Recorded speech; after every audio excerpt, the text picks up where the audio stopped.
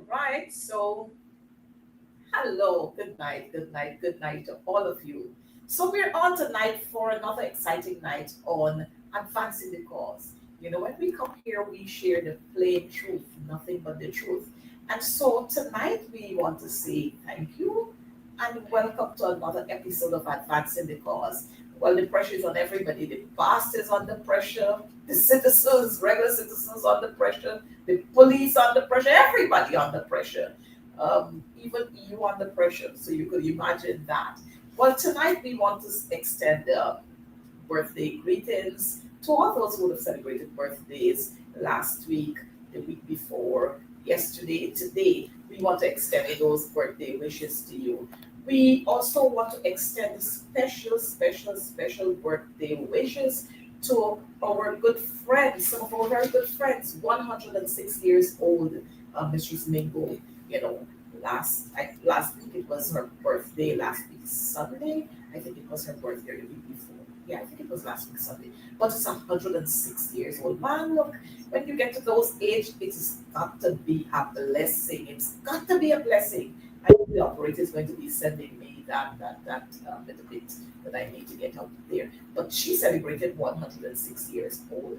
And then we had Auntie Irene Moss David, right there in Campbellville, celebrating 100 years old. Man, she is a handful, a very warm and sweet soul.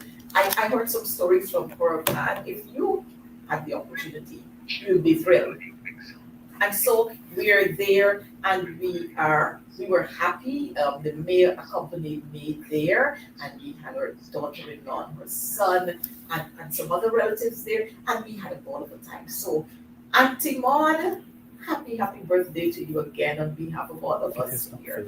And to Mrs. Mingo, happy birthday to you. Auntie Ruby, happy birthday to you again. And we know you have a whole year to celebrate this birth anniversary, this 106 and this 100. And then we had another 72, we had a 79, we had a 90th. Man, look, lots and lots of birthdays. And I want to say to you, these persons, these individuals, these citizens, they would have given of their service to this country. And we have enough reasons to be proud and to also thank them for the services that they would have given to this country.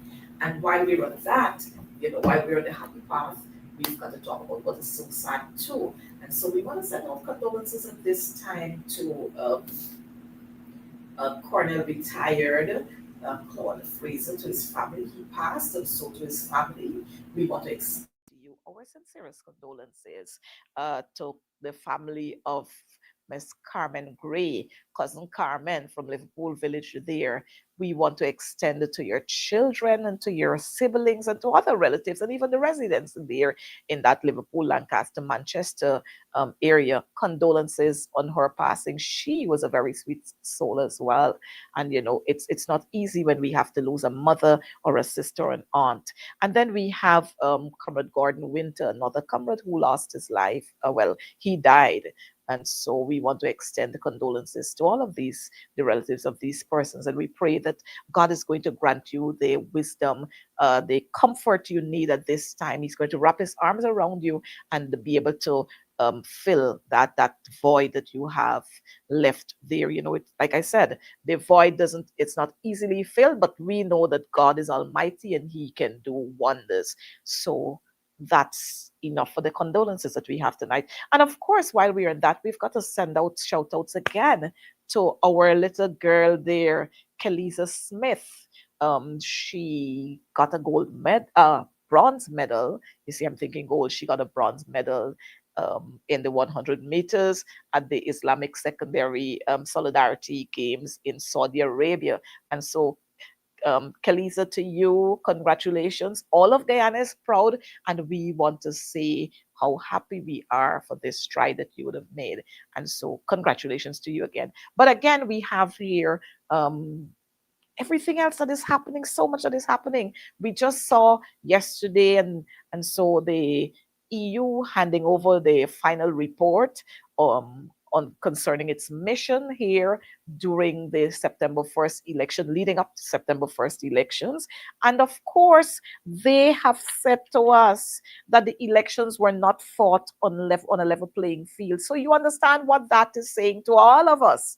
The elections were not fought on a level playing field. And so we can understand that that right there tells us exactly what transpired. But we're not going to get there, because what we have to do as a people is to demand that list that we have there is fixed.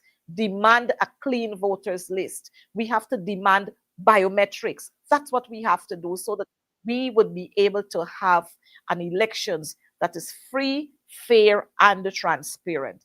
Now, some other issues that we have to share with you, some other highlights that we have to share with you. The National Cultural Center. We know that particular space, that particular venue is our national pride. That building there, that entire enterprise, that entire compound, let me say that entire entity, the National Cultural Center, it was the initiative of Lyndon Forbes Sampson Burnham. Don't anybody tell you different. It was because of Lyndon Forbes Sampson Burnham that we had that cultural center built, to show off what Guyanese can do, and that we can have something spectacular. But you know what? The PPP are afraid of Lyndon Forbes Burnham. Even while he's dead, they're afraid of him. So they're doing all sorts of things. Now, the National Cultural Center is one that we should ensure the government take care of. We've got leaking roofs. The other day, they spent hundreds of millions of dollars. Like everything else, you know what? Their friends and their families and so on, they get the contracts and they do all kinds of shabby work. But hey, y'all fix it. Where is Charles Ramson? I know that what's his name? He is there now, and he's taking your place, and you're not too comfortable with that. But come on, Charles Ramsey, you got to do what you have to do. Fix the National Cultural Center. We don't want to be in there with leaking roofs. We want proper lighting. Fix this seats. And so you went and you made a big show about all kinds of things. Hey, y'all fix it, fix the National Cultural Center. Fix it quick. And then we have to talk to our motorists. Our motorists are there, and they do all sorts of crazy things on our roadways. And we're asking you to please, motorists, fix our roads. Not to fix our roads. Let me go that again. Please, motorists, we want you to be careful on the road. Stop this speeding on our roads. Stop this speeding on our roads. We can't deal with that any longer. Stop this speeding on our roads. And so just last evening, we had an accident in on the Esquivel coast. Car lifted up in the air, ended up, landing on the upper flat of a resident home in on the Esquivel coast there. Serious injuries. Then we had, I think it's an 8 vehicle smash up on the Demerara River Bridge. Come on, we've got to do better than that. Just early in the week, we had an accident on the Linden Sioux Dyke Highway. 2 motor cars, 2 persons are dead. We've got to do better than we're doing. Come on. And then further, we have here the acting chancellor of the judiciary, Roxanne George Wiltshire. She ruled that the Guyana Revenue Authority has the legal authority to impose post-clearance taxes. So, lots of things were happening there with the Lamborghini. So I noticed Barrett Jagger is I think he's sick by now, because he spoke so much about that Lamborghini and the Lamborghini. I think he's sick at this time.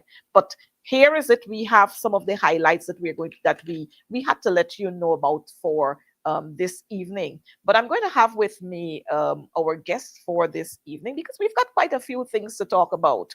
I was happy when we had the resolution of that issue between Jaden and the other student. I mean, come on, Ministry of Education. Come on, Mr. President. Come on, those persons who are responsible. You've got to set the criteria and make it clear, make it open, so that everybody know what is happening. So that when somebody cops the crown, which is a scholarship, persons wouldn't have to make noise. And here it was, Jaden's mom had to be making a whole lot of noise because she felt that her child was not treated fairly. We don't need that. And while we don't think about it, the amount of damage that was done to those two young people, we don't need to create those kinds of animosity and those kinds of hurt. So I'm happy that that was resolved after the big outcry, the loud outcry from everyone else. It was resolved, and so our two young people are happy now. Our boy and our girl, they're happy now. And they're going to be going off. We want to wish them well. So we have our guest who's going to be coming on into studio with us. He's not here with me, but he's going to be joining us, and we are happy to have him. Um, he is, yes, he's right there with us. And when as he comes on, we are going to say good night to all those who are watching us from near and far and everywhere else. And so right now we have Club Twilight Lounge with us, but behind Club or in front of Club Twilight Lounge we have Mr. Kidaki Amsterdam. Kidaki, good night to you, and how are you doing? Good evening, MP McDonald. Good evening, viewers. Thank you for having me. Well, it's always a pleasure to have you, to have any discussion with you, whether on this forum or on other forums. But I thought that we really needed to have this conversation today because there are so many things happening in our society that sometimes go out there very quietly. They're swept under the carpet, and all sorts of things are happening. And so tonight we want to talk about. I did caption the issue there. Even the pastor under pressure. And so we want to talk about an issue that ensued yesterday, and it went where it should not have been. But before I go into that, I want to say to you, thank you for being a very matured citizen. Thank you for your patience and your tolerance, the tolerance that you would have exercised yesterday. Because I know, a couple of years ago, this story would have been different. But this is saying to us that we as a people, we could be very, very tolerant and sometimes over tolerant, that all kinds of things happen to us. So we want to hear from you. What transpired yesterday before we get into some more? All right, if I have my timeline right correct, it's not yesterday actually. Yesterday was Tuesday. I think it was Monday. Most likely Monday. I guess we started seeing the aftermath of what happened on Monday. Yesterday. Well, what happened? I went into Georgetown. I had some business to do around Georgetown, so I was looking for parking.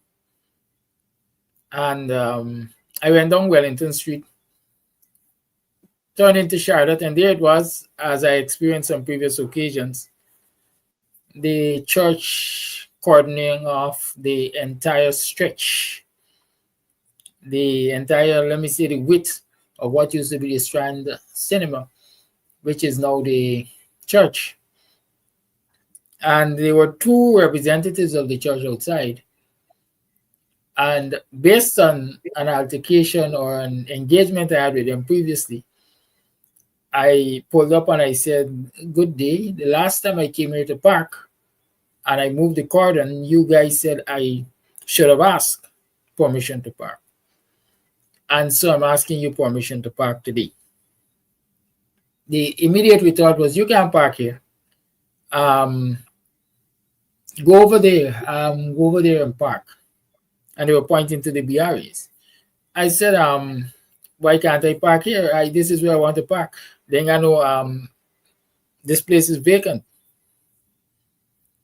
But we have a parking lot over the road. I said, the church has a parking lot over the road? No, it's a BRA's parking lot. I said, so you're sending me to go and ask the BRAs for parking in their private parking lot when I have rights as a citizen to park on the city carpet? I would rather park on the city carpet. So please remove your cordon so I can park. No, we are not going to allow you to park. So I came out of the vehicle, removed the section of the rope and pipe and whatever, and proceeded to park, long and short. I left the vehicle and I went about my merry business. When I came back, I came from the opposite direction. I came from Camp Street end because when I left there, I went towards King Street. So I came from Camp Street End. As I am approaching, I noticed a black SUV behind my vehicle with its hazard light on. I would rather suspect it might be a Honda Vessel. I'm not too good with vehicles, but it had a sign insignia at the back. So I thought it might be a Honda Vessel or something. I saw like these people locking my vehicle, and I started videoing from just over Wellington Street as I approached. As soon as I got to my vehicle, um, the pastor said, "Oh, this is the driver. This is the driver." They say, "Yes, this is the driver." He came and, as recorded on the video, asked me why I keep doing this, and I asked him, "Doing what? You're parking in a private space." I said, "No, it's not private space." And as we had the exchange, he became irritated, or they became irritated, and decided, "Well, we are going to stand at the back of your vehicle. You can, so you can't come up, and we dare you to reverse it and knock us down."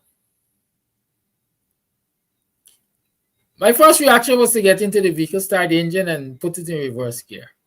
But then, as we like to say, the good angel spoke to me and said, "Nah, don't let these people um, cost you your freedom. You're going to go to jail, but you're going to waste time. Don't let it waste.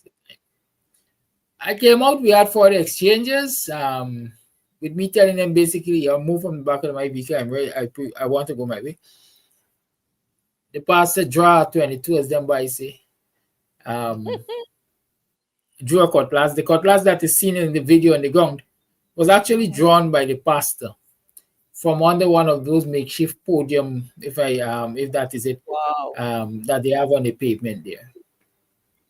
And thing.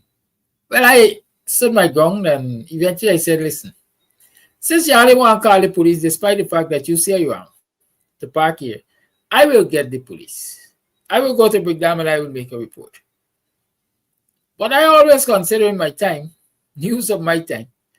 I instead went to Regent and Wellington Street where traffic policemen are stationed. And I spoke to a traffic rank there. I explained to him what happened.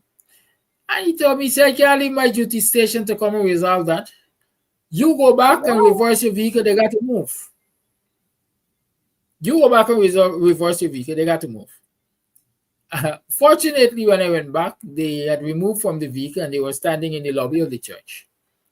I got into my vehicle, I drove off, I posted the video to certain groups, and it went viral. Basically, that is what happened. But the thing is, Kidaki, it seems as if now, I remember Mia Mortley said once that if we don't be mindful, we are going to become third class citizens in our own country.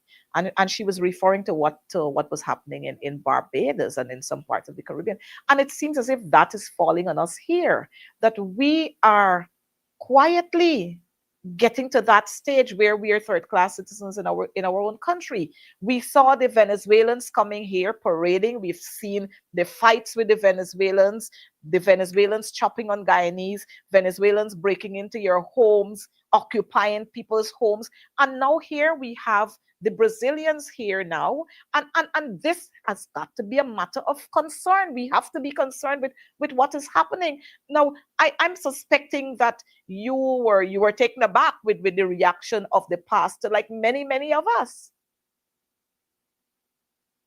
Yeah, to say I was taken aback might not be totally true, because I recognize the level of arrogance, the level of disdain, the level of disrespect with which certain elements of the society treat citizens of this country. A lot of people were asking is where they get the power from, where they get the authority from. I am not saying that is where they got it from, but I'm saying I remember that building being owned by perhaps the current minister of government. That building is a Strand Cinema, formerly Strand Cinema. It used to be owned by Anand Prasad, right? Mm-hmm. Definitely a Mm-hmm. friend of the Yep. government. Yep. And so my immediate thought process is told me, well, maybe these people feel empowered because they are leasing a building that is owned by a friend of the government or a member of the government. And so they feel Mhm. so empowered. So I'm not surprised at the arrogance, because when you look around this society, if you wear a PPP jersey, if you're associated with the PPP in any way, shape, or form, as old people say, you go ears. You go ears, and you become big and powerful and untouchable. Um, and so, like I'm saying, I wasn't surprised at all. I wasn't surprised, You because it know, says show me a company, tell you who you are. yes, we just want to play this short one here for our is it a video, or we just have the a picture of the pastor, so that our folks can see what is happening, see this pastor. I'm sorry that we don't have the video there to show, but what I noticed today is that the church would have removed the pastor that was caught in this kind of foolishness, because he doesn't reflect what a pastor is supposed to be. A pastor is supposed to be a shepherd. A pastor is supposed to be the man who will come to resolve issues. But when I saw the display from that man, I was like, wow, maybe some of the demons went into him. You know, the demons, Jesus pulled the demons out of they cast the demons out of the young man, and then he chased them into the swine. And so I was wondering if some of the swines passed by him there. You know, it is disgusting. And the disrespect is what I really can't understand, where that kind of disrespect is coming from. If you would like, I can play the video for you. I can share my screen with the Sure, video, sure, because I sure. have it. Let me see how this goes. First time I might be doing this as a guest.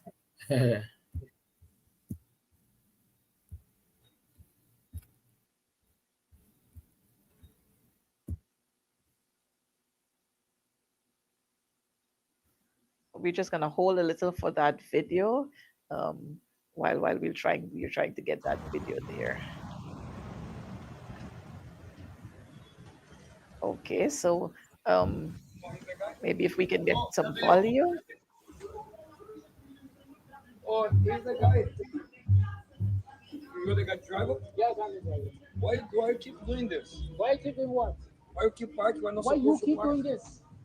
Because this is our. How is oh, you record? Yours? Okay, let us record. Public parking. Let us record. This is okay. Let us parking. Record. As let long as you pay your this road guy service, here, this guy. Let me show. Let me right? Show his plate. You show number. What you like. This is his plate. You number. Show what you like.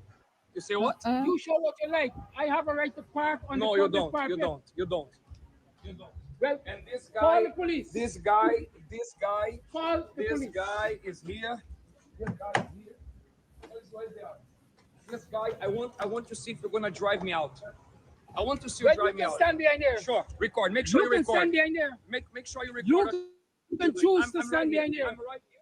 You can choose to stand behind there. So you're saying you're going to hit him. Come here, guys. Come here. So you're saying you're going to hit him. I am ready to remove my vehicle to come onto the public road. No, you are not. And you are parked inside of a private zone. There is no private zone. You are in a private zone. You are in a private zone. I don't care. I don't care. Let us see. I want to see. I want to see if you're going to drive. To block my vehicle right here. You continue to block my vehicle. Drive. Get inside the car. Get inside the car. Get inside the car and do that. Get inside the car and do it. Get inside the car and do it. Get inside the car. Get inside the car. Get inside the car. Go ahead. Go ahead. Try. Drive us out. Drive us out. Drive us out. Drive me out. Drive me out. Go ahead. Get inside. Get inside. Wow. I, I don't know. I'm thinking whether if I was in that situation, what would have been my reaction? Because here is this pastor hitting away at your car. Here is the pastor trying to, I don't know why he was trying to pull you into his madness, but I'm happy that you really did not do that. I'm happy that you didn't go there. That kind of disrespect. Go ahead. Go ahead. The one thing I like to tell people, I'm from Buxton Bagnam side. I might be considered arrogant because I am brutally honest. I tell people as I see it. I don't mince words as people say. So some people see me as arrogant. But the one thing I always say, I'm not ignorant. And Good. so it's not easy to drag me into a session as the boys on the road would say. Mhm. I know when Mhm. to walk away. I know when to Mhm. de-escalate. I've seen a lot of people say if it were their car, then as soon as he struck the car, problems would have come because they would have become aggressive. Um, you hit the car, you need to hit me. I will defend my physical. You tapping on my car even aggressively doesn't bother me because you don't do any damage to it. If you do damage to it, then the law shall have to deal with that. But if you touch my physical, I have a right to protect me and defend me. Mhm. Mhm. And so when he became aggressive, like I said, touch me. There's any other boss man, you touch me. Right? A lot of people after this afternoon, someone was asking me if I was scared. No, I wasn't scared because according to them, I nothing like he could have chopped me being so close to me. I guarantee that. But But let's you know not go what? down that road. You What know what I I am happy and I hope Go people ahead. can take the same example that you don't have to follow people in their arrogance and their ignorance and their aggression. That's true. That's true. You stand for right, you stand for right, you defend your right, and that is it. Right? And you know, since we were talking about rights and standing up for your rights, I'm hoping that the Guyana Police Force is going to pull him in because he pulled a weapon. He had a weapon there. I'm hoping that he's going to be charged. I noticed the church and we want to commend them for offering an apology, but he should be apologizing to you. They should be apologizing to you in particular.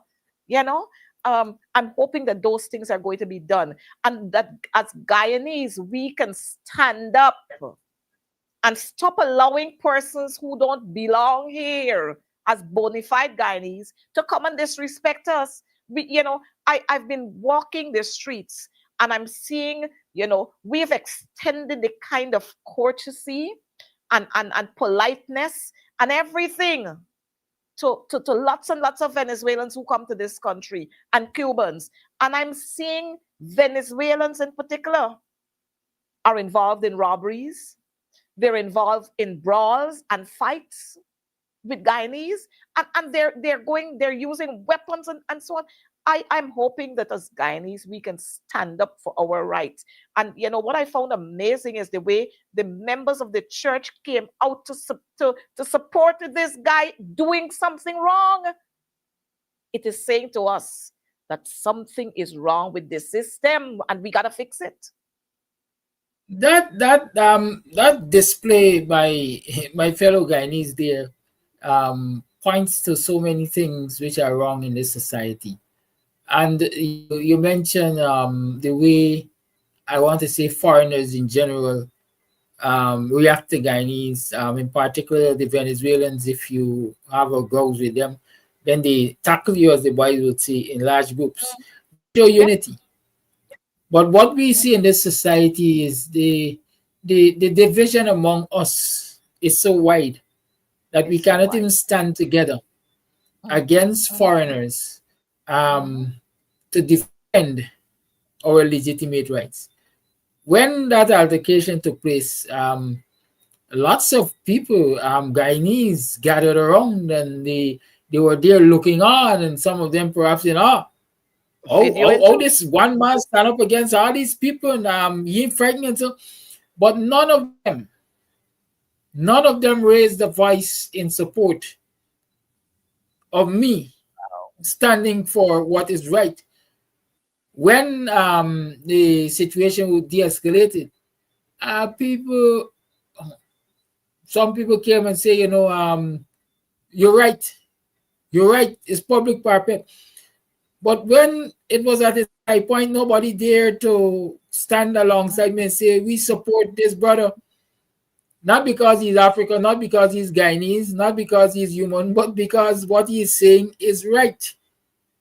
Right? And when the mayor talk about us needing to be careful lest we turn third class citizen in our society, I'm sure she speaks from experience. But the Caribbean experience in places like Jamaica and so on will tell you, even in Trinidad, will tell you that when their citizens are attacked, even verbally, by foreigners, they stand as a people and they defend their nationality. Yep, In this country, we don't we don't. defend anything based on nationality. In many instances, we defend based on ethnicity, And right? politics. If you follow the same post, you're going to see there's some people who disagree, who in the first instance disagree that they labeled me bully, they labeled me in the wrong, is the church property, I guess out of ignorance. But if you look at the ethnicity, you would recognize Hmm. why I would say why they were the dissenting voices. And Yep. until we can recognize that wrong is wrong and right is right, regardless of who is involved, we are going to continue to face these challenges as a people.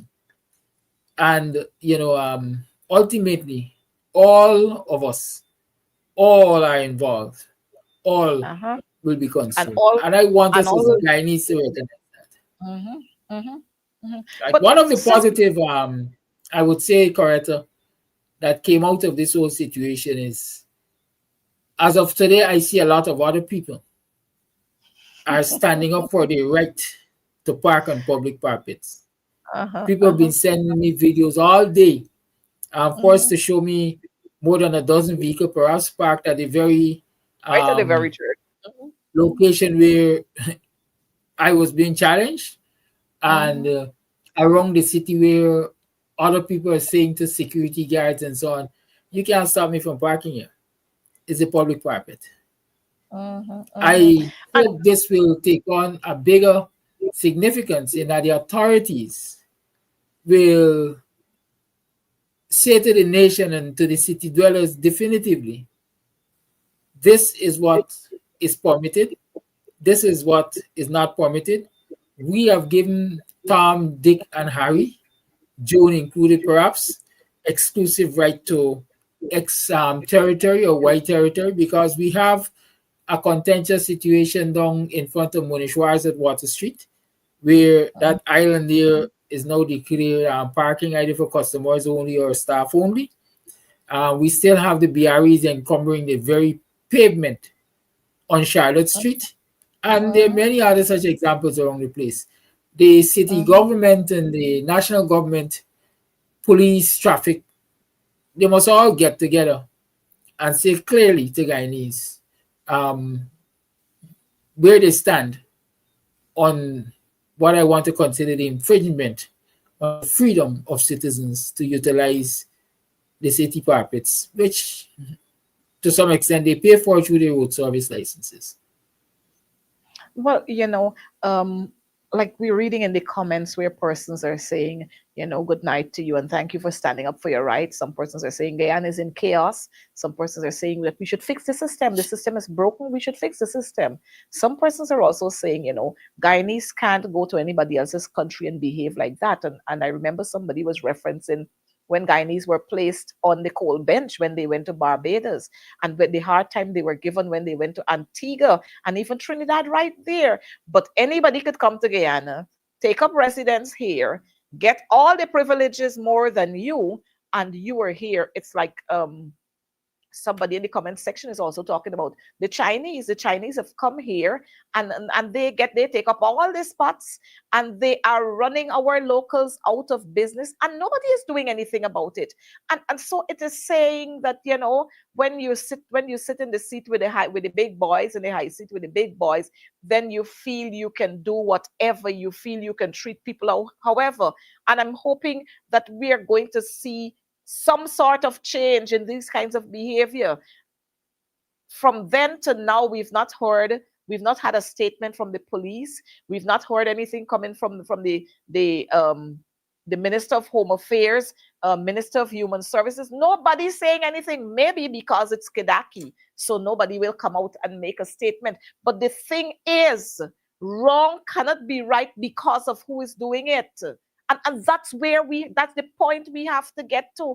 But I don't know what. The turtle is walking very, very as usual. It's taking its time to get to that point. And until we get to that point, we are going to have many, many more of what transpired on Monday. And that's not where we ought to be in this 21st century, in this country with the fastest growing economy, in this country with the little Dubai of the Caribbean. We're not supposed to be there. When do we fix this? And that's a question for our viewers. When do we fix this? Guyanese, when do we fix this?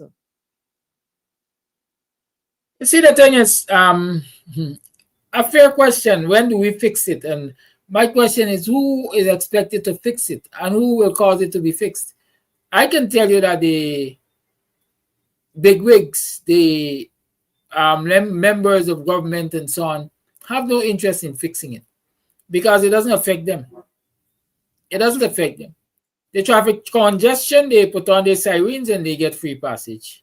If you want to see what they do with parking, go right on Rob Street, Rob and Wellington, and you see everybody associated with the PPP. They park any which way, anyhow, on Rob Street. The rest of the citizens have to abide by a law that says no diagonal parking, I think. But they park anyhow. If they could park upside down, they park upside down also. And the police doesn't enforce any law there. Right? They don't clamp their wheels, so, but they clamp ordinary citizens' wheels. Right. So it is the citizens who have to take a stand and demand that what goes to Peter must go for Paul, and the system must be fixed.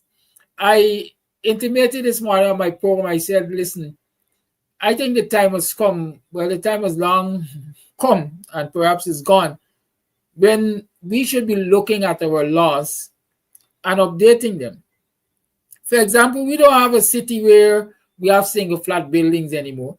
We have a city where people are building multi-story buildings. We have a city that is heavily commercial. And so maybe the city bylaws need to change to say, if your building caters to X number of people, if you employ more than, let's say, 20 persons of staff, you must also cater for parking for them. And if you're providing services of a certain nature, you must also cater for parking for your customers. And so when you're going 10 stories up, at least the ground level must be made parking. We're talking about fastest growing economy and a modern Guyana and little Dubai and all of that. Let our city bylaws and our laws in general reflect that. Because with the rate at which we are bringing vehicles into this country, with the rate at which we are bringing foreign investors in this country, yes. Obviously, we can't have enough parking on the parapets. We can't. And so we have to have a system that will take care of that.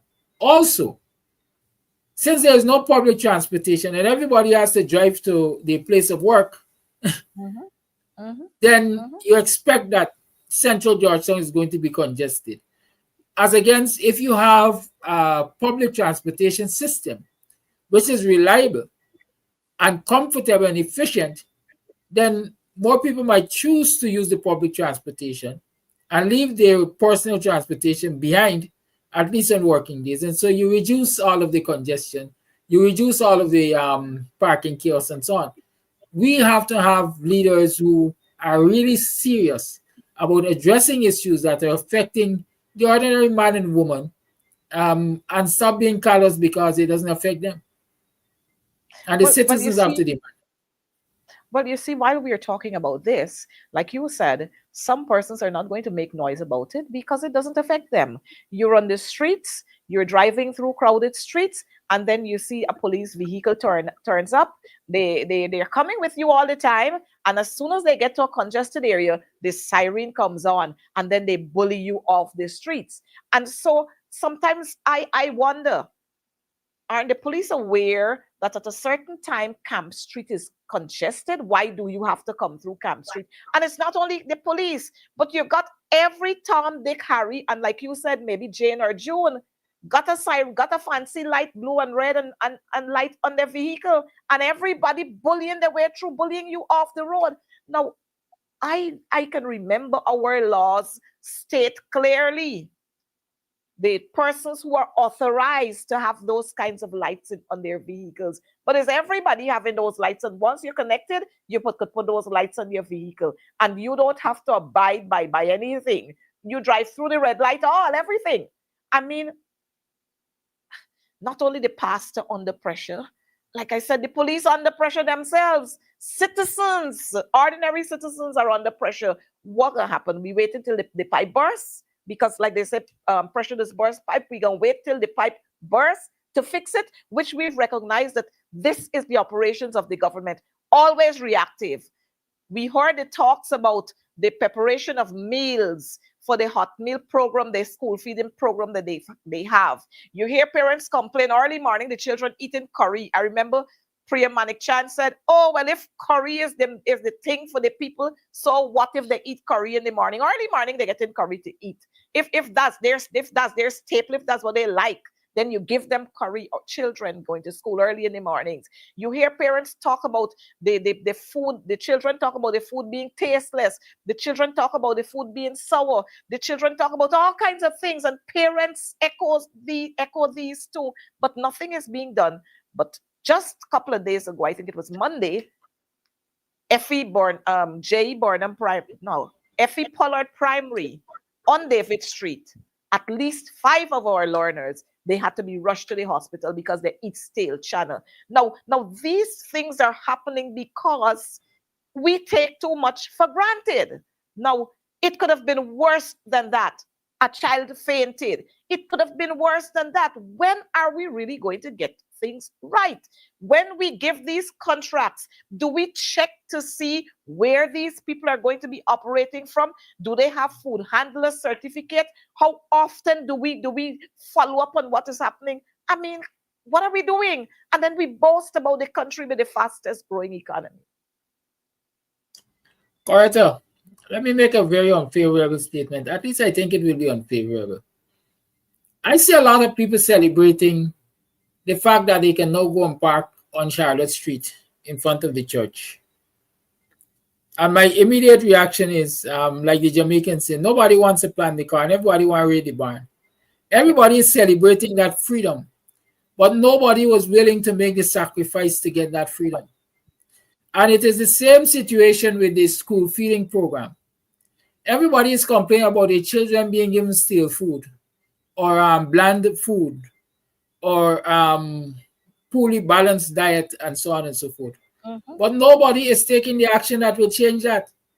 The day all the parents of one school decide that they're going to pick up all the food that is served to their children and walk to the Department of Education with it and place it on the radio's desk or somebody's desk and said, this is what you are feeding with children, is the day it is going to end. Right? And I know I'm starting to shout because I'm getting aggravated. As citizens, we sit back too long and we take too much of this nonsense.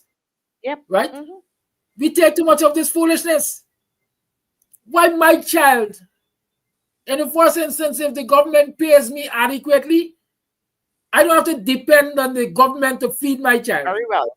I'll be able to feed my child how I think my child should be fed. But instead of paying me adequately, you prefer to take that money and give it to your goons and your cronies and your friends and family to prepare some poorly prepared, I don't even know what to call it, chuppetness to give my child. Slam dash worries. And then to add to my distress, because my child is ending up with food poisoning and diarrhea and all kinds of things. The day parents decide either our children will not be partaking in this program, or we can take everything that is chuppetness that you all serve and bring it and dump it in front of the radio and hold a protest, it won't change. It will not change. I don't care how much they criticize the Granger government. I will always say, under the Granger government, the breakfast program was managed by dietitians. At least we don't have any right now. We don't have any right now. And everybody who said they could cook. we have been questioning this, Kedaki. We have been questioning this. We've been asking. We've been saying, look, we have our secondary schools that have home economics department. Why can't we not give this to the secondary schools, and it allows for more practice and to make better the skills of our children? Why can't we not have the schools prepare the meals? We have the Carnegie School of Home Economics. Why can't we not use them? But no, you're not going to do that because the big kickback, you can't get it. So that is why we give it to anytime they carry Jane, Joan, and Sarah and Sonia. And then we have the madness. And then when the madness happens, then we're talking about, oh, we are going to be overviewing, doing an overview of the whole project. What nonsense is this? Why we always backward? And you know, this girl Priya likes to talk about who's backward and who backward. We'll get to that in a minute. But she doesn't understand that she herself is backward, because every time you something blow up, then you're going to review rather than doing what was right from the inception. Well, we got poor Sonia there now, who gonna be under a lot of pressure because Sonia got to clean up a lot of the mess that Priya left there. But she got to get it right. She got to fix it. It got to be fixed. And like you were saying, if one day the parents from West Romvelt Primary School decide that our children, they're eating hard channel, they're not eating sorry, half boiled black-eyed pea stew. They're not going to eat the foolish hot dog nonsense that they bring the children. Many days the children are refusing it at West Romvelt Primary. But if one day the parents decide we collecting it and we going down the road, it's going to stop, like you said. Parents, you have the authority in your hands. I understand that some of our children come there and they're so in need that they're eating it. But some of the children, when they come, the first thing I'm hearing from children at West Romvelt Primary, the first thing they do when they get the hot dog or whatever, they smell it. That's the first thing the children. Now, why you think children would want to smell it? Because they would have had bad experiences. Who is correcting that? Nobody is correcting that. How do we issue these contracts? Do we do any fact finding on these people? I mean, I don't know what's happening.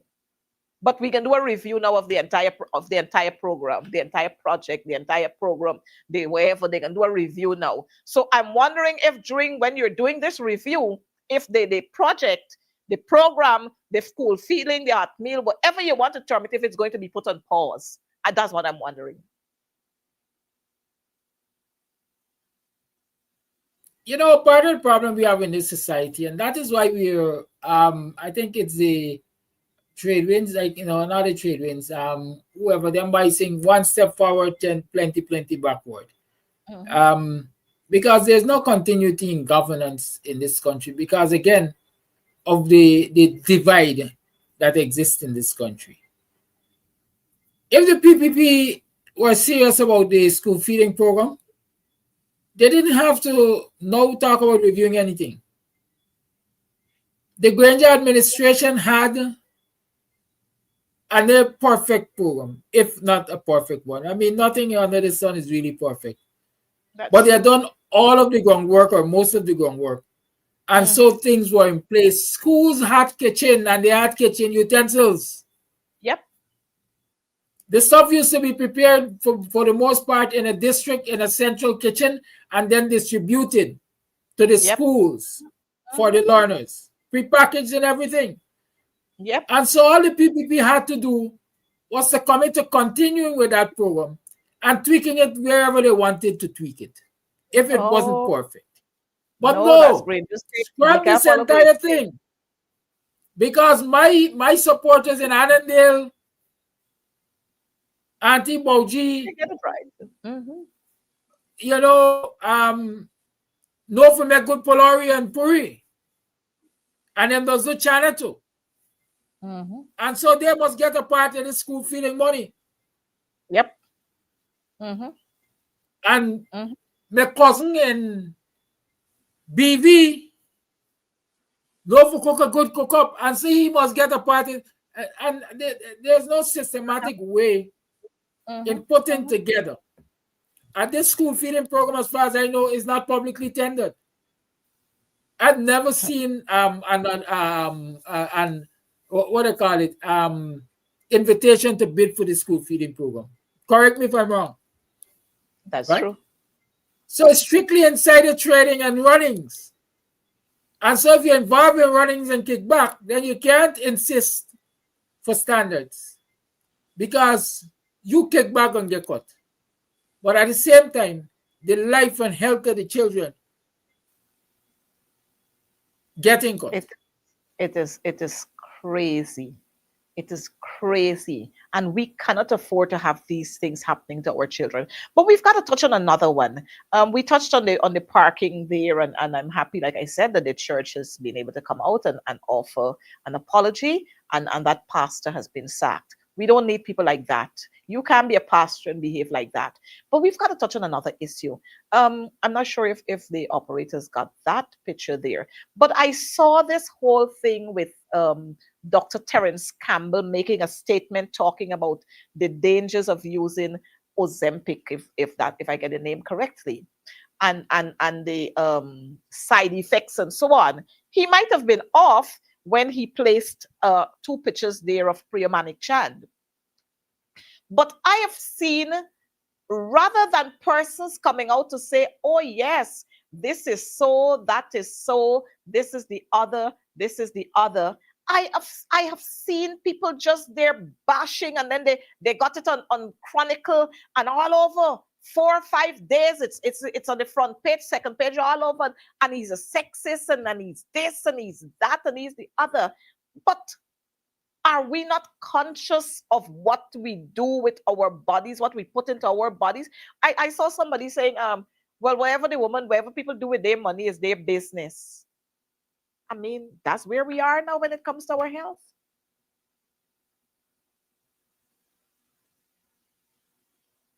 We don't hear you. Let me say this. Since you started talking about Ozempic and the negative effects of Ozempic, my thoughts went straight there. Not in those exact words, but it's a rich people problem. I can't afford Ozempic. If I need to lose weight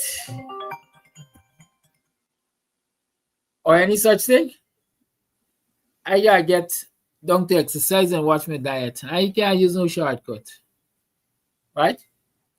But that aside, that is a rich people problem. As leaders, community leaders, social leaders, political leaders, whatever leaders we call ourselves, we have to be mindful of the example we set for the people who emulate us, the people who copy us, the people who see us as role models. And that is my only concern with the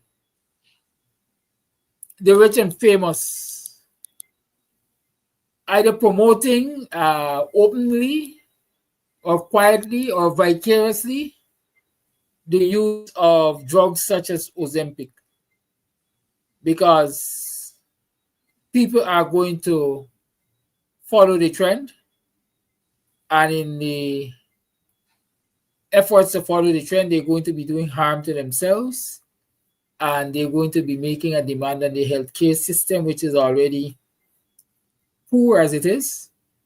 And so I believe that a lot of our citizens are going to suffer long-lasting health effects from the use of drugs like Ozempic and maybe other, if I can call it, copycat drugs, because Mhm. they want this quick fix that they're seeing the so-called elites of society getting. That's my only concern.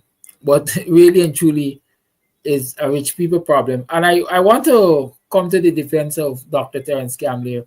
You mentioned that the only fault of his is that he published two or associated two photos of Priya with it. I do not think, and I can be corrected here, those photos weren't published per se by Dr. Terence Campbell. Once he shared the story came along with those photographs, right?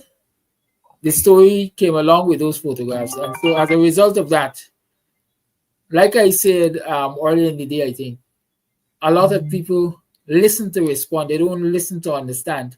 Likewise, they read to respond. They don't read to understand. A lot of people read headlines and then they castigate you for it. And I don't believe a lot of people read that article that Terence shared. They just look at the headline and look at who shared it and decided, well, this is our opportunity to lynch Terence. And that's the society we live in. And so, it is disgusting, and that's why I raised it here, because we don't hear the outcries when we got other serious issues happening. We had Dharam Lal standing behind the podium in the National Assembly and telling a female MP, you want a dildo. We didn't see Chronicle. We saw no publishing from Chronicle 1 day, 2 days, 3 days. We didn't see that from Chronicle. So I'm asking, where is the outcry when the shoes is on the other foot? Why you don't make the big outcry?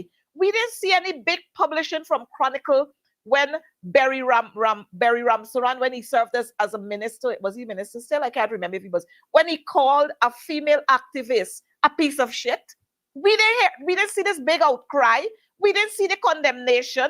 We didn't have the condemnation when Bharat Jagdeo treated Varshni badly. We didn't have that. We got Nigel Dharamlal again, accused of rape. And if it weren't for Public Citizens, we didn't see Chronicle publishing that in their front pages. And so this kind of selective thing, it must stop. The society will get nowhere better if we continue to do those kinds of things. If you can call out, you must call out Harry Wrong, Harry Right, Harry Palm, Harry Jane. Everybody must get called out if you want to call out. But again, because of who the person is that you're featuring, you will get the many, many likes and the many, many comments. But because it's Kidaki, no. Kidaki is arrogant. He's a bully. He's a this. He's a that. But let me say this, Coretta. Let me say this. That you mentioned me. And not that you mentioned me, but I just want to say this. You mentioned that apology earlier today. You notice the church apologized to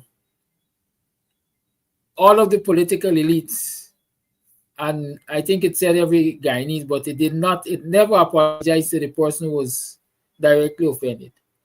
Kidaki and Sam was never apologized to. That's what I said. Because they should offer you a personal apology. They right. should offer Good. you, Right. That is one. Kidaki, it comes right. But let me finish, Coretta. Sorry, let me finish because I'm sure these two tie together. The Chronicle and the government and PPA aligned media houses are crucifying Dr. Terence Campbell for that share.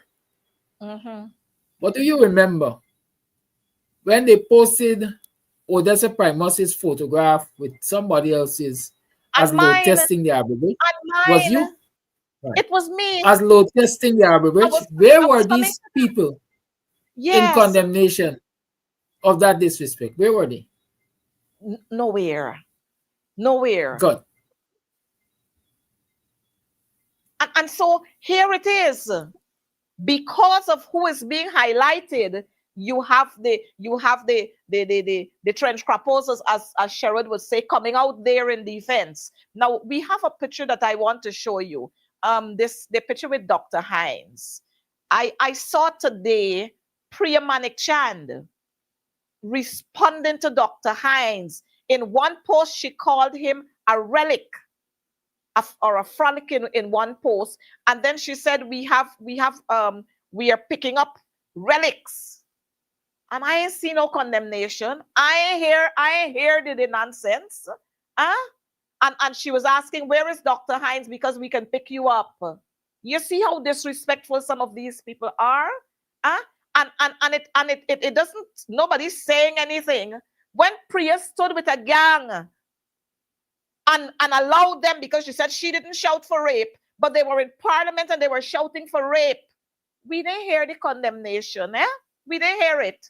But again, it comes back to what you said earlier. When we as leaders, we have to be careful with what we do. But here is Dr. Hines, an Afro-Guyanese who Priya Manikchan think that she can call a fossil and a relic. And she's picking up garbage. She's picking up relics. So she's asking for Dr. Hines. I wish that Dr. Hines would address it. But I want to say to Priya Manikchan, you're out of order.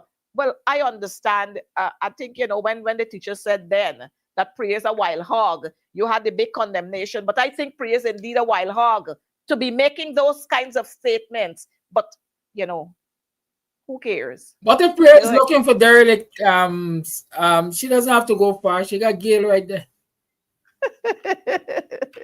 Old Smoky.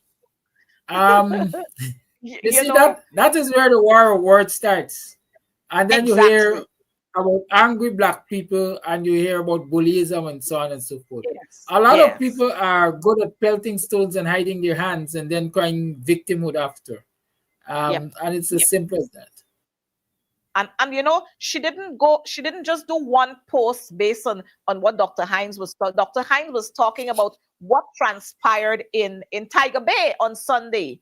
And I want our viewers to know that the APNU and the PNC members, we were in Tiger Bay about 3 weeks ago, and we agreed with the residents there that we are coming to them this weekend with our cutlasses and our shovels and our forks and our rakes, and we are going to help them to clean Tiger Bay. And watch now the PPP jump off and say they go in and clean first. But I want people to know that it was because of us. We went to there and we said we were going to do it. But that wasn't all. The cleaning wasn't all. Oh, we cooking food for them. And then tomorrow morning, you're going to have one of your acolytes jumping out there to call them hungry bellies when you cook the food and when you give them a box of food. And what I found very distressing in that whole thing, I'm not sure that we have the video. I think something happened there. We don't have it. But what I found there, I don't know if you have it, Kedaki. I found the hypocrisy in this whole thing where Priya was there and here she's telling the guys, y'all go ahead, y'all smoke. But these same guys, if the police find them on the road, they're going to lock them up for the same spliff. But Priya telling them it's all right. Kedaki, I don't know how you feel about that. Well, it's... let me just call it loosely political jostling. The political jostling wouldn't stop. And listen, I grew up hearing this phrase. And it's a phrase that I was told is popular among Indo-Guyanese. You got to lick ass before you kick ass. And that is, you have to humble yourself. You have to subjugate yourself. You got to smile up yourself. You gotta accept your situations or pander in your situations to get to where you want to get to. And when you are strong enough, then you can maybe retaliate, you can kick ass. The PPP, as far as I know, the PPP and their friends, this is not the first what should I call it, sojourn. This is not the first time, the first effort to go into Tiger Bay and fulfill the people in Tiger Bay because you want to remove them to get access to what we consider prime lands for your friends and your crony. Instead, I'll tell you this. The APNU's intention was to go in there and assist in cleaning up the place. The PPP jump in and do that. What the APNU needs to do, and this I consider much, much more important than cleaning up the place or fighting with the PPP to clean up the place, is to go into there and provide education for the residents. And I'm not talking about book education to say your ABC and learn for the content spell. I'm telling you about practical education and understanding the value of what they are sitting on and why the PPP is currently pandering to them. Because at the end of the day, the PPP's hope, taking from the utterances of Ali about making that a model community, is to push them out to create a model community. They might give them lands elsewhere. They might provide low-cost housing elsewhere. They're promising them employment and so on, opportunities. But at the end of the day, that redevelopment which you're talking about in that prime economic zone, if I call it that, doesn't include them. And that is the education that I think APNU and other interested parties should be providing to the residents of Tiger Bay, so they understand not to be tricked, not to be kerfuffled by the PPP to give up what the PPP might consider gold mine that they are sitting on, and put them in some 2 by 12 somewhere. So But there's a role for the APN, and that role is important for economic empowerment of those very people if we're talking about getting them out of poverty. well, it's the same thing that we said just a couple of days ago, where the records are there to show Irfan Ali was in there in 2020. Irfan Ali was there in 2020. He made lots and lots of promises. Lots and lots of promises he made to those people in 2020. They were there. And then now in 2025, you're returning there in 2025 to tell the people that you're going to offer them jobs. The same things you did in 2020. The very same things you did in 2020 is what you return now to tell them again. The very same things.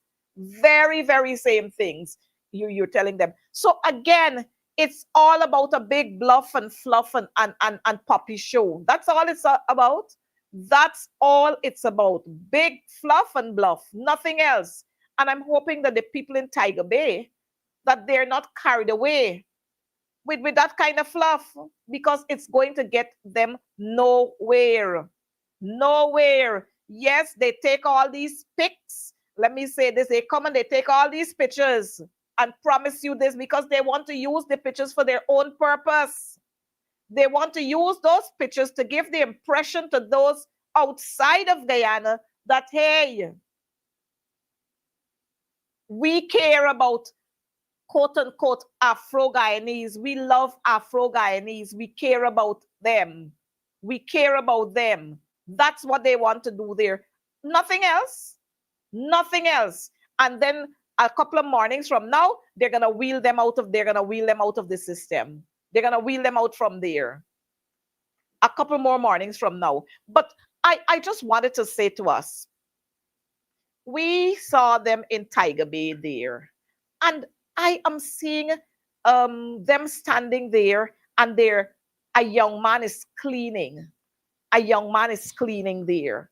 And this young man is cleaning. And look at what is happening. We got the master standing up and watching this young man cleaning without any kind of protective gear. Huh? And we talking empowerment, and we talking doing this, and we talking doing that. And this is what they have this young man doing there, and many others. And the masters just stand there and watch him. Where the gloves? Where's the mask? Huh? They barely put on some old long boots he put on his foot there. And we talking about cleaning up and transforming. You're not transforming the lives of those people, because if you were transforming the lives of those people, then you would build proper homes and give to them. That's what you would do. That's what you would do. Look at the young man here. And Priya, with all the talks in her mouth, she's standing there, and it did not even dawn on her for a minute or so that, hey, this young man is standing in a gutter without any protective gear on his hands, no mask on his. Well, she should stand up there without no mask going through all them garbage. So, And then we talk about transforming lives. And while we're talking about transforming lives, I want us to see what we have happening in other parts of this country. Look what we have happening in other parts of this country. And then Kidaki, you're going to comment on it. Look at what we have happening in the new Dubai of the Caribbean, the country with the fastest growing economy. And look at where people live. This is where a couple is living. A little child lived there just a couple of months ago. He wandered out and he fell in the trench and he drowned. That's the conditions under which people live in. Where is Priya Manik Chand? Where is Irfan Ali? Where is all of them? Sonia, this one, that one, the other one, Colin Crowell. Where all of them there? Where are these people? Where are the men on a mission? Where are the men on a mission? Because the men on a mission are, from my understanding, supposed to be dealing with situations like these. Where are the men on a mission? Elections over. So the men on a mission have no mission. mission is no longer there. Mission was accomplished, so mission is no longer there. But this is what people living under. Those are the conditions that people living under. A family living there, they just lost their little child who wandered away and he I, drowned. it's a sickening, it's a callousness of the society in which we live. We can talk about it being in the fastest growing economy. We can talk about producing 900,000 barrels of oil per day, or it's per month, whichever the figure. Um, but we can't show how that income or that production, how this growth in the economy is having a positive impact on the lives and livelihood of the citizens, right? But we can hear of ministers of government and their children having the most expensive sports cars and so locked away in garages because maybe they're too ashamed to drive them out now that people are talking about the cost of living and the separation and so on. We can hear of continuously the government continuously borrowing money despite all of the income that is coming from the oil resources for the indebting, putting this country in further debt, and obviously causing our citizens to carry a bigger debt burden, whether now or in the future, right? And I'm saying again, what will stop that? What will change that? Until Guyanese start recognizing the importance of standing together as Guyanese on these important issues, this small group, as some people like to say, the 1%, will continue to suck the lifeblood out of this nation. And the 99% of us will continue to complain and live in abject poverty. Um, and nothing will change. Change is not going to So, come because some thieving politician in the PPP decides that they had enough and they must do right by the people. It will come when the people say that we have had enough and we will demand that they do right by us. well, I was referring to Irfan Ali visiting Tiger Bay before. And if you look at those pictures carefully, you're going to see it's dated August 31st, 2020, when Irfan Ali went there and he promised to aggressively explore opportunities for Tiger Bay. So I don't know if the people in Tiger Bay didn't remember this. He was there in 2020. So you come again in 2025 and you're parading yourself on a stage full of joke. M- Full. MP, I like to tell people it's always important to read not only on top of the line, but in between the line and at the side of the line and so on. Right? I'm being malicious here. This headline says President promises to aggressively explore opportunities for Tiger Bay. It never said for the residents of Tiger Bay or the kind of people occupying Tiger Bay. It says to explore opportunities for Tiger Bay. My interpretation is how we, the elites, how we, the big shots, how we who have access to the countries and the resources can I benefit get I get from you. commandeering Tiger Bay from you low lives. It's as simple as that. Those are the opportunities the president was and perhaps continuing to aggressively explore. How we could take away this prime piece of estate or this piece of prime estate from these people and use it for our benefit. In this instance, we're talking about a model community. Let me say this. I heard because somebody sent me a clip of the critics talking about knowing the owner of Tiger Bay personally. According to the critics, is a black man owned Tiger Bay. He Mm-hmm, knows him mm-hmm, personally, right? mm-hmm. And says not government land. Is this black man land? And I sit and I wonder if is another concoction, if it's another fanciful story being told to the citizens so that when they're ready for take away the land, they're going to find some black man to say, well, is he land? And he Is has Elan? rightful ownership to it. and he has And he, freedom and to he do wants whatever he wants. and he wants to use it now. Oh yes. So I We want know to them the how they, story being we know how they operate, but while we're bubbling down, this whole issue with this bombing at the gas station, up to today, I have not heard anybody coming forward to say, well, I own this gas station, I am the owner of this. Why is this person so silent?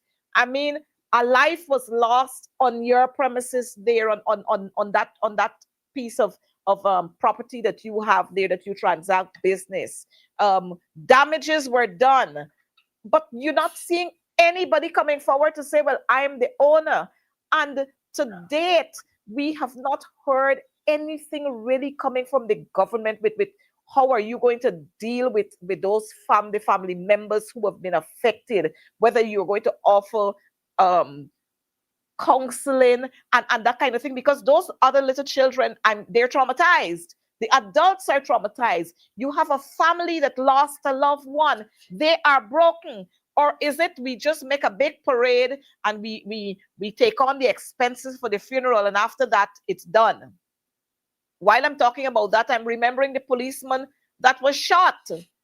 What happened is done. They're done with the family there. They're gonna give them a 1 month, 1 year's salary, and you're done with that. The family will have to go through their grieving by themselves. What are we going to do? An 8-year-old child is involved there. He lost his father. The Adriana Young issue, the boys in Linden, the family in West Coast Barbies, the Henry Boys' families, both mothers are dead. I mean, what?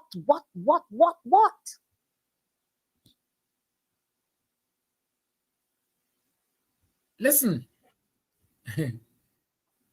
I don't know. I don't know why you lose sleep, as I would say, over certain things.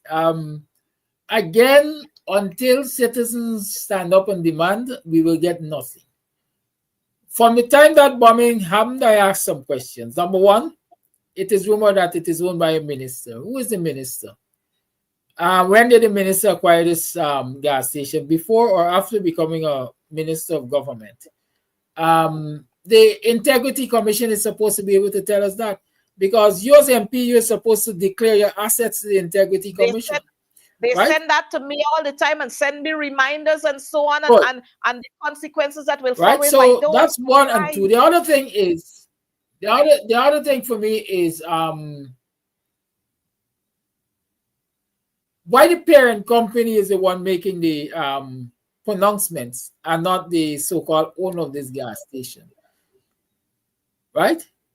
Those are things that we should know. The other questions I ask: why choose to bomb a gas station that is US branded? Is it that you are the group, according to them, that decided to do this bombing, and so they're anti-Americans, or they're anti the owner of this particular gas station? Because they got All of that. other outlets of this gas station that they could have bombed instead of this one on Regent Street. So all of those questions need to be answered. Up until now, the Guyana Police Force has not said to the people of this nation, despite the fact that they have paraded a number of people in courts, that this is the motive for the bombing. By now, they should have the motive, because they have the people before the courts. Why are citizens aware of what the motive was for this bombing? Additionally, they were loud and proud in saying that they arrested another Spanish-speaking person with large bags on Vicinian Road in the vicinity of another U.S. branded gas station. Yep. Right? What has become of that? We have heard nothing else since the Absolutely mention not. of that arrest. Right? So it's a big poppy show. Today I saw a social media video, an Indo-Guyanese sister naming a minister, male minister of government, as owning the gas station and paying $10 million to have it bombed, whether for insurance or other purposes. Right? In any decent society, that minister would have been made to answer publicly whether any such thing happened or whether or not he has any such association. But not in Guyana. Because again, people are not doing what they're supposed to do or what they would have done in other parts of the world to hold the government and the ministers accountable. Yes, and I saw the video too, and she named she called Minister Indar, and she was saying it could have been my child, it could have been somebody else's child, and the woman she was very, very emotional and outspoken at the same time. And so it begs the question again, who owns that hotel, that gas station? Why can't we know who owned that gas station? Why that's a secret? But if it were somebody else, not like them, that person would have been out there, and you would have heard about security and all kinds of things they would have thrown at that person.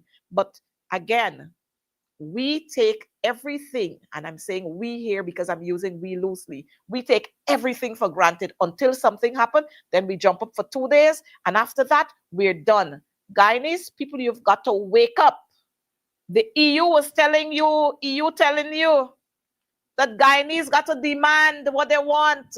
You got to stand up and speak out and demand what you want, and demanding what you want don't mean write something on Facebook. You got to come out and stand up. Let your voices be heard. Let your person be seen. And if we don't do that, the older folks would say, cat gonna eat your dinner. 5 more years for them, according to the boys out there. We fighting with Azruddin, Mohammed, and Lamborghini, and all kinds of madness happening in this country. Huh? All kinds of madness. We saw clippings from WhatsApp conversation between the president and Azruddin. So I don't know what's this big issue about this Lamborghini when all of you are part of this skullduggery. And this is what this country has gone to. A running country. We got a couple of flat-foot hustlers who hustling for make a little thing, and they don't care what they have to do, like cooking spoiled food and give the children and so on, stale food and give the children. They don't care what they have to do because it's all about a hustle. It's not about the seriousness of the citizens' health and so on. According to Priya, they're looking for the relics. So she was looking for what the man named. She looking for Dr. Hines, and she got the name Anand there. She got a whole set. She got Anil who can't answer up to now from lying several times to the nation about. He just lied the other day and talked about the fees, paying the fees, and who contracted the authorities. And when the US came out and said we know nothing about that, Anil should have been sent home. But is peas the same peas in the same pot? So nobody can talk about nobody can do anybody anything because all of us in it. And if you talk about me, I can talk about you, and we can pull each other down, and the whole nation will know, and the whole Caribbean, and everybody will know that the Dubai of the Caribbean and the fastest growing economy, they got a bunch of crooks and scamps parading as ministers and as president and as part of government.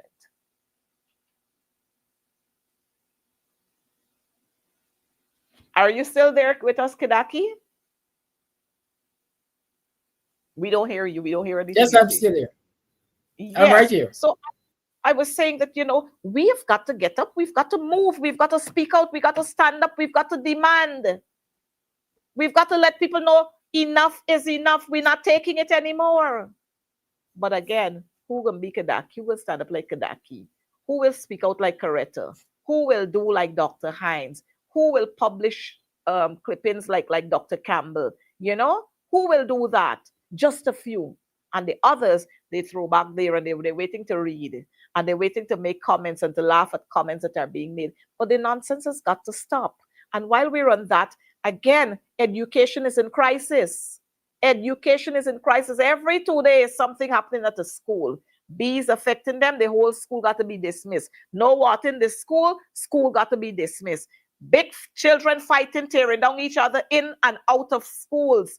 Children are targeting teachers, and it's in chaos. And who must fix it? The people of this country got to fix it. And until such time, we will have much more of what is happening. Kidaki, we're gonna take your closing thoughts, and because I know our time is running out or has run out on us. So I'm going to take your closing words, and then we will say good night to our viewers. And quoting from our national poet, you ask the question, who will fix it? I will lend my shirt as a banner to the revolution. When the citizens are ready to fix it, I'll be right there in whatever position they want me. Um, Maybe I'm ahead of my time, but or ahead of the time. I'm ready for it to be fixed. I believe time has come and time has gone and time has come again for us to fix it. The EU, like you said, has given us recommendations to fixing at least a part of the system, and it would be a failure on our part to not act swiftly on those recommendations. Let us not wait until the 11th hour to be told that we don't have enough time and we don't have financing. I said it before and I'm going to say it again. Every day, there's a reason for protest in this country. Every day, there's a reason for uprising in this country. And citizens ought to exercise their democratic right in a democratic society to demand from a government that is masquerading as democratic that the system be fixed so that they can exercise their right in a democratic society. I hope it's not too convoluted, but those are my thoughts. Thank Well, you you for know, having me. Thank you, viewers, for listening. Let me encourage you to join me tomorrow morning on my own program, Guyanese Morning Time, Boxer Morning Time. Tomorrow, Winston Jordan is going to be on with us, as usual, on Thursday.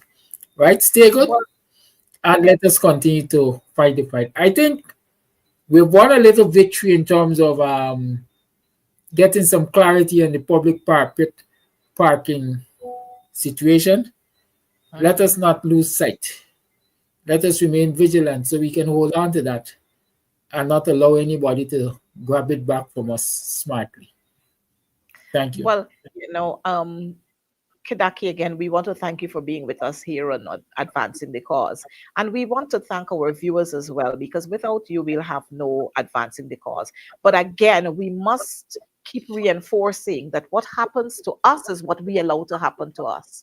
And if we don't do this for ourselves, then we must do it for our children and our grandchildren and the next generation and the next generation, so that they wouldn't have to be labeled and burdened down with the kind of madness that is happening. Our grandchildren and great grands must not hear that they're hungry bellies and that they're low lives. Our children must be able to live in a society that is free from discrimination and victimization and all the shuns. We must be able to live in a society that is democratic, one that is free and fair, where we can speak out when wrongs are being done, regardless of who is doing it. So, with that, I want to say thank you for being here. Mr. Pastor, you need to go repent.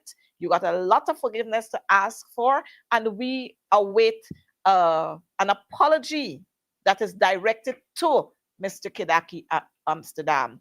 With that, I want to urge you, citizens, to be good Guyanese citizens, to be careful on the roadways, to take your time, because when you speed, you're not going to get there on time. You're going to be found dead. So take your time and be mindful of what you do on the roadways. The Christmas season is already upon us, and I want to urge all those mothers and fathers and everyone who's going to be busy shopping to be careful how you walk the roads, especially with if having large sums of monies, having jewelry on. Be careful how you're traversing in and out of Georgetown and in other areas, because this is the time when many, many unwanted guests find their ways on the streets and find their ways into the stores and all over. So just be careful as you go about your business, and let us have a wonderful season that is going to be free from all kinds of incidents and accidents. Take care. Remember, we love you, and we'll see you next week for more on Advancing the Cause. Bye bye.